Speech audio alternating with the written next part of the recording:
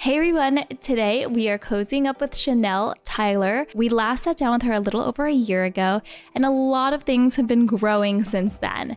She has a brand new job as the beauty strategy and partnerships lead at YouTube. She is also growing her online skincare community on Instagram, and she has a new baby on the way. We chat about all things professional life and personal life on this episode today.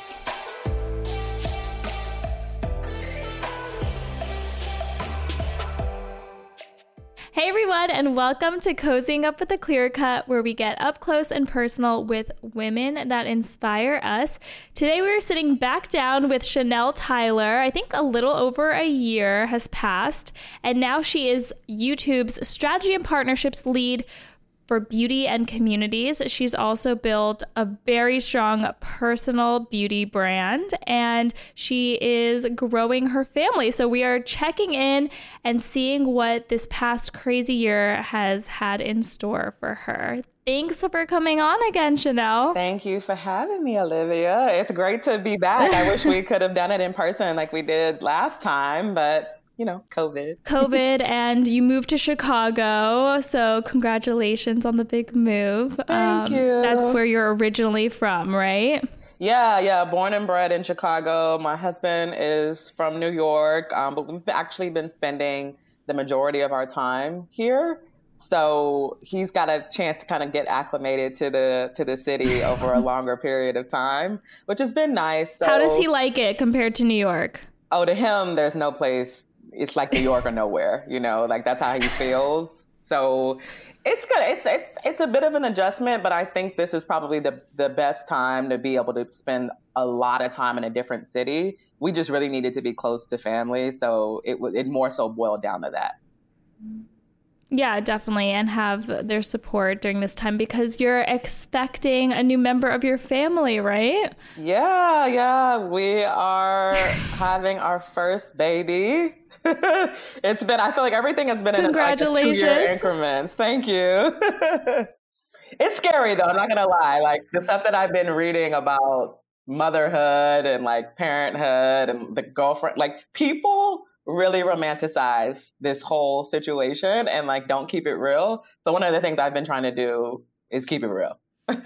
I definitely appreciate that, like knowing what you're getting into before making that big step in life. I know I'm super scared personally about it, but would love to dive a little deeper into like your experiences and your beauty tips and all of that as we go along. But first, I really want to learn more about your new role at YouTube. It sounds like one of the coolest jobs you could have. So tell me a little bit about how last time we sat down together, you were working at Estee Lauder and what that journey has been like.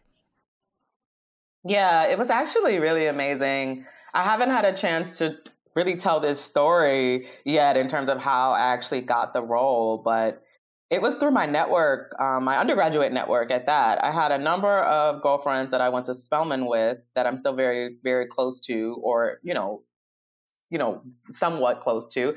And over like the course of 3 months, multiple people sent me this job and they were like, I really think you'd be perfect for it. You should apply. And at the time, I really loved my job. So I had no interest in even pursuing something different.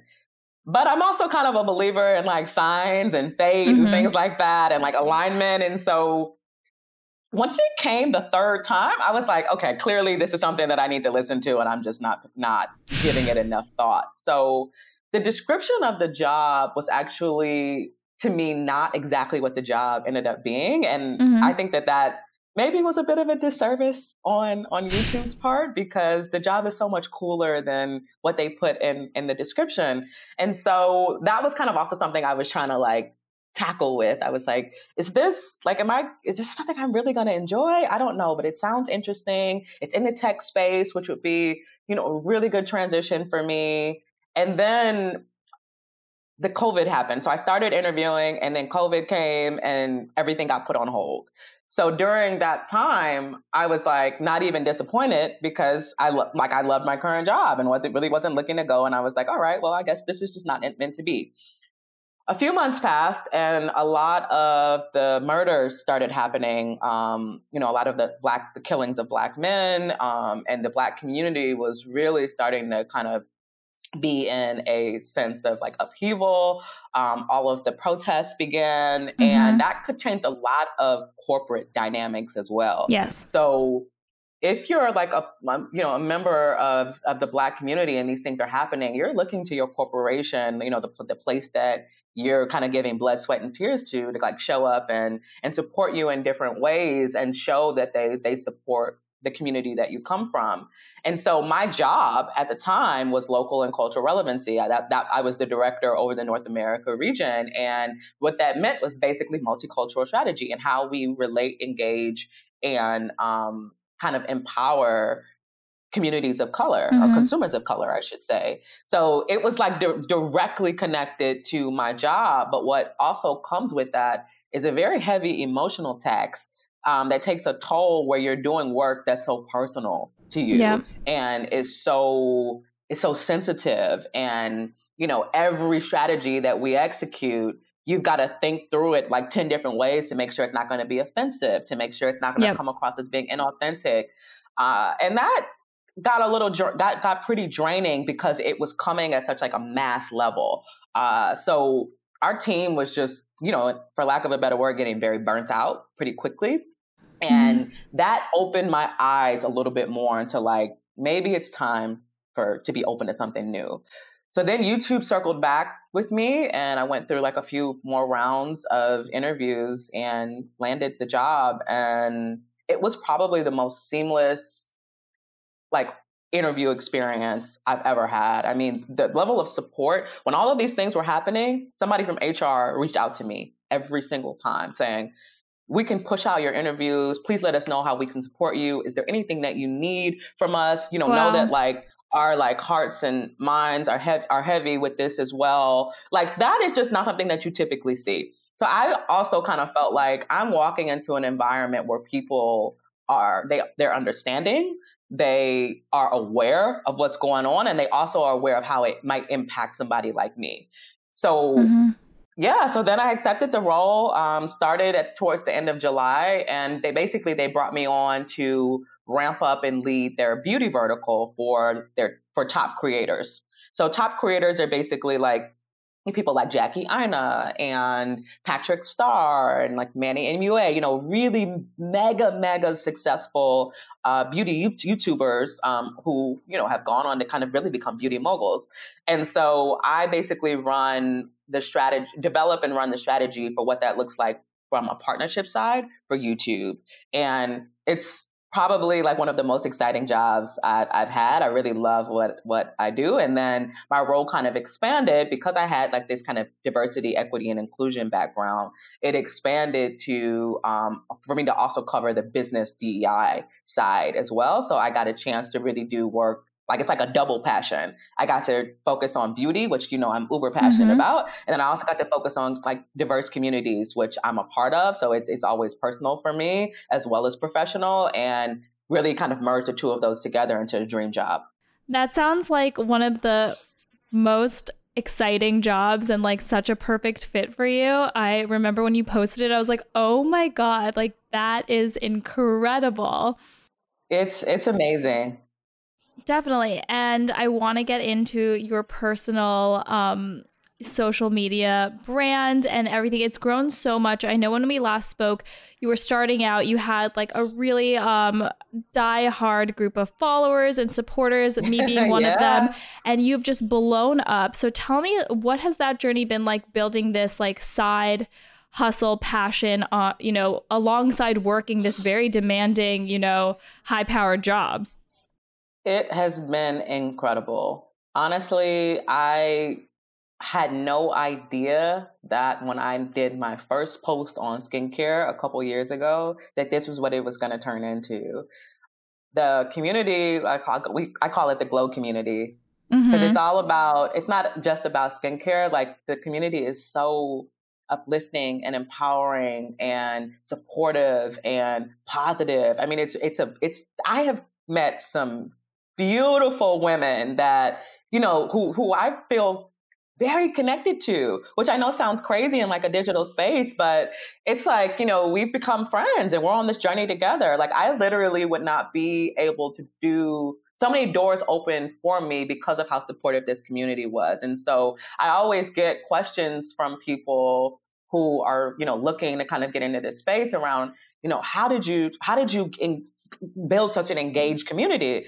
Yeah. And for me, it is so organic and so natural. Like, a lot of women were coming to me and saying, brands aren't talking to me. I don't know my skin is like, freaking out. I've got all this, I've got hyperpigmentation and dark spots. I've got crazy like acne problems. My skin doesn't glow. It doesn't have that radiance that I feel, and I don't even know where to start. And for me, it just started with my core pillar, which is education, and kind of really breaking down somewhat complex matters to simplify them and talk to people the way I would want to be spoken to from a brand or a derm or an esthetician, right? And so that just opened, up more and more doors, and more women really started to gravitate towards what I was saying and what I was talking about. And it started to help them. The amount of women that now come to me and like, I don't wear makeup anymore and I feel great and beautiful in my bare skin. I'm able to go makeup free. I mean, hearing stuff like that is just incredible. Like that, because that's the goal, right? It's like Black women especially, or women of color, have not been the standard of beauty for forever. And I'm because I work in the beauty industry, I always have to reference that. But it's like, we have become our own standard of beauty, and we are now coming into ourselves and recognizing the power in how we look naturally. And that is kind of that is the education and what I try to foster. It's like I want you to feel perfectly confident and beautiful in the skin that you are in, and don't let anyone else tell you differently. And so once we are able to get to that level, the testimonies that I get, the feedback, the thank yous, I mean, it's probably one of the best, most rewarding things I've ever done. I mean, and it's a testament to you. I follow all of your advice too. And as you know, like I was like breaking out before my wedding, and you're like, do this, do that. And I've stick to all the tips that you've given me, and my skin's improved so much. So I am an avid follower and supporter here. So I know that your advice and education like does work, and it is so cool to feel that authenticity. And, you're not trying to like sell anything to anyone. You're just giving out like education and advice. And that's what I think, people really resonate with. I completely agree, and that's what I always try to tell people. It's like, it's not about selling things, but what I was finding was if I didn't link things, or if I didn't like post them and say where to go buy them, people are like spamming my DMs, like, where can I get this? Which is like an incredible problem to have, right? And so that opened up, a door for me to be like, oh, this could be a business, like I can actually monetize off of this. And I had already had so many people that were like, who work in social media, that were like, Chanel, you've got like one of the highest conversion rates I've ever seen. People literally go and sell things out when you recommend them. Why are you not benefiting from this? And it was never about that for me, right? Like it was always just about helping other women, sharing, spreading the word, sharing it, giving advice. And it just turned into like this whole new world. And it's the same way when I engage in brand partnerships. I have to use and love the product first before I even talk about it. And with brands that don't support communities of color, with brands that aren't diverse and don't have representation on their page, you're not going to see me do a partnership with them, because it's not real, it's not organic, it's not authentic. And so I think that that's another one of the things that my community really appreciates, is that even when I do a campaign, for them, it's like, this is not an ad. This is like, we know that Chanel vetted this, and that she's only doing this partnership because she believes in the brand or the efficacy of the product. Definitely. And it's like your friend who happens to be a beauty expert giving you advice and telling you what the best products are to use. And what are some of the best products you would recommend for expecting mothers like yourself? So I've been having a lot of conversations in my DMs about this. Because your skin changes a lot, right? It changes a ton. So I actually experienced quite I experience acne outbreaks. I'm acne prone anyway, so my skin breaks out, I would say, every 4 to 5 weeks with the pregnancy. So I can just kind of expect that it'll get like almost like crystal, clear. It's like super.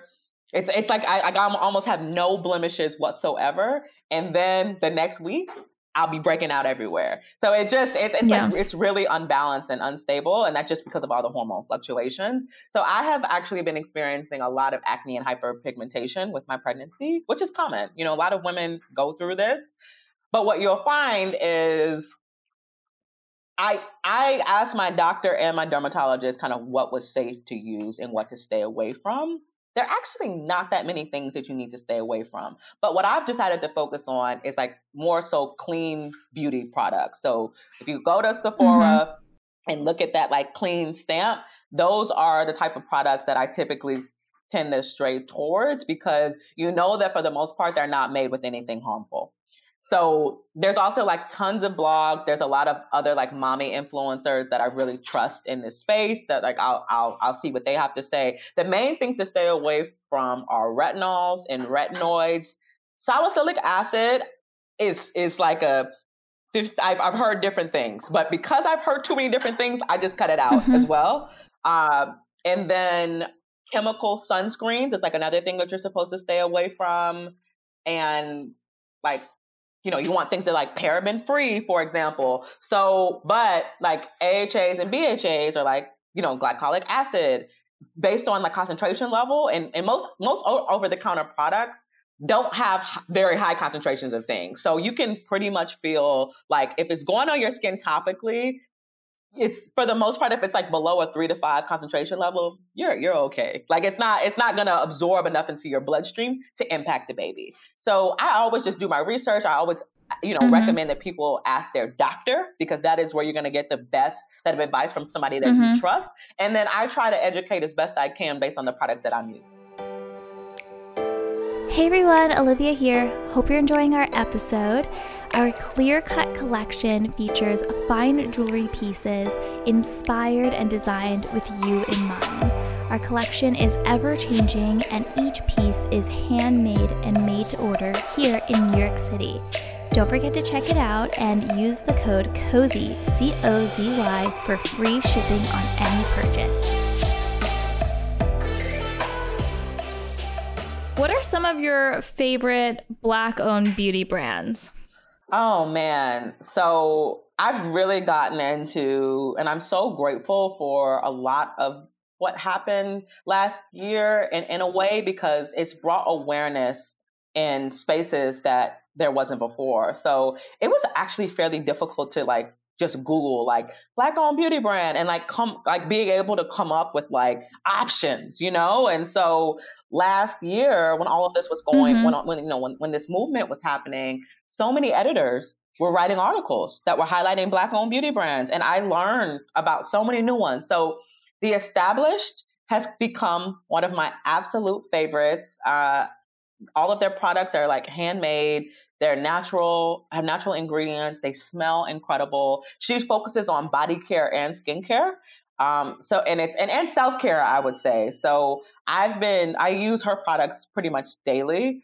There's another brand, the body care brand called We the People, that focuses on like shaving and post shave care, as well as like they came up with this new line of like bath salts that are amazing. So I've been using a lot of those products. Who else am I really into that does? Bolden is a great skincare brand that's really helped me with some of my acne problems. So really supportive of them.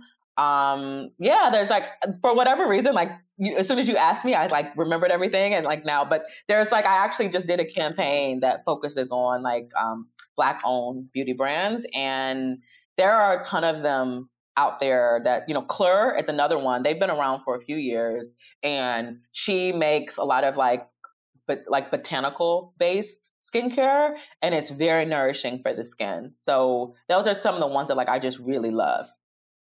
And what advice would you give to someone like a younger version of yourself, like a woman who's trying to break into the beauty space or start like her own platform on social media, especially a woman of color? Like, what advice would you give to someone that's interested in doing kind of what you're doing one day?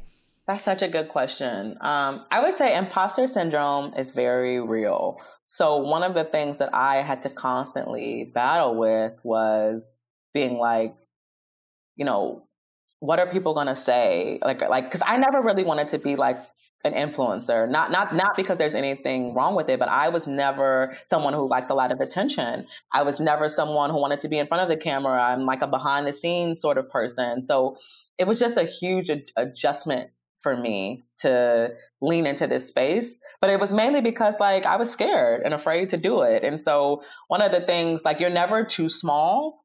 You really got to start somewhere. And for me, it's just like, just start posting about the things that you love. Don't feel like you need to have some massive following or that you need to have some platform that you have to stand on in order to have a voice in this space. Like, there's so much room for all of us to take up. And so I would just kind of encourage them to be able to work through that. And that's on the career side too. It's like, don't let anyone tell you what you can do. Don't let anyone define a box or a path for you. Like, we do enough of that on our own. And I was kind of, fell prey to that, where I thought I had to follow this super traditional path, because I used to work in finance and banking before I worked in beauty. And that was all I knew because I wasn't exposed or didn't think I could do anything different. And that was not the right mindset to be in. I really strongly feel like if you want to do something and if you're passionate about something, start putting fillers out there, start talking to people that work in careers that, you want to have or aspire to have. Start building a network, start going to events, engage people on social media, engage people on LinkedIn, get on Clubhouse and, tap into those conversations. Like, there's so many resources nowadays. Mm-hmm. And so my advice is just start somewhere. Don't box yourself in. And don't let imposter syndrome get the best of you. Yeah, imposter syndrome is real and can be a real roadblock for a lot of people to put themselves out there. It's huge. Yeah. Yeah. Me and my girlfriends, we talk about it all the time, right? And we're in our, I'm in my mid 30s. They're, I would say, like in their and also kind of in their mid 30s. And, successful career wise, if you want to look at it from that perspective, but you'd be shocked at how many conversations we have about imposter syndrome. Like, it is just something that can really stunt you and make you make yourself smaller when you're not. And so it's just a constant battle, something that you have to overcome and push through. And so any women who are feeling that or dealing with that, like, just know that you are not alone in those emotions, and that it's something that a lot of us are dealing with, no matter how it looks on the outside.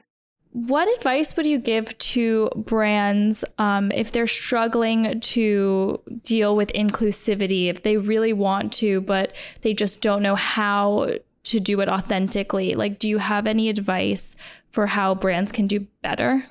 Yeah, that starts on the inside. So I would encourage those brands to take a very strong look at who their employees are and who their decision makers are. And if you don't have the answers, then you need to hire people who do. And I guarantee you, if you're looking to be more diverse, more equitable, more inclusive, you got to hire people who are part of that community, but who are also, in addition to becoming an ally of that community, or those communities, I should say. So to me, it always starts from the outside in. You can't have a team of folks who, I'll just say it blatantly. You can't have a team of white people trying to do campaigns to target women of color. There is going to be a lot that is missed from that's very nuanced. There's going to be a lot of historical and cultural context that you just can't identify with, so don't even know to look for. And it's going to come across, again, as inauthentic. And authenticity is this word that just gets thrown around all the time, but it's deep. It's a deep word, and people pick up on when something is inauthentic immediately, especially people of color. So that's what I always advise them. It's like, if you don't have the answers, or you're struggling to find the answers, or you don't know which direction to go, or you don't know if this is going to be offensive or not, or you don't know if these are the people that you should work with, with model casting, influencers, etc. Bring people in who do. I think having a diverse workforce and diverse teams, you can only win with that. There's no downside to being set up that way. And so I think that what I saw with, like, for example, the Pull Up for Change Act is that so many brands didn't think that they were a part of the problem. So many thought that they were doing things the right way. And when they actually had to take a closer look at the representation that existed in their companies, they realized we don't actually have any folks here of color. Like, it's maybe one or two, or, if we were lucky, maybe you saw something around 6 or 7%. But for the most part, most of these companies had to issue apologies and say, we're sorry. We didn't even recognize that we didn't employ enough Black or brown people. So that is the biggest piece of advice. You will solve a lot of problems if you diversify your employees. And I'm not talking about people who work in the field. I'm not talking about people who are in administrative roles, because that's extremely important too. But it's also got to be people that are in front-facing business functions. It's also got to be people who are executives and can make decisions on behalf of the business. Like, it has got to be from the top down and bottom up. And what you'll end up finding is a lot of people of color are really heavy on the bottom, but as you move up, you see in middle management and upper management, you see less and less and less. Like, even, every company I've been at, that's been how things look. So I'm always going to be like an advocate for change. If I have the opportunity to hire a woman of color, you better believe I'm going to do it, because there's just not enough of us. We still aren't in enough spaces, and we need to be. And if we are saying as a company, we want to be more inclusive, we know we have more work to do to be diverse. Being equitable is like the thing that we strive for. That's a lot of levers to pull. So, you got to clean house first and figure that part out. And then you can focus on, like, the outward facing part. So that's my advice on that. Awesome.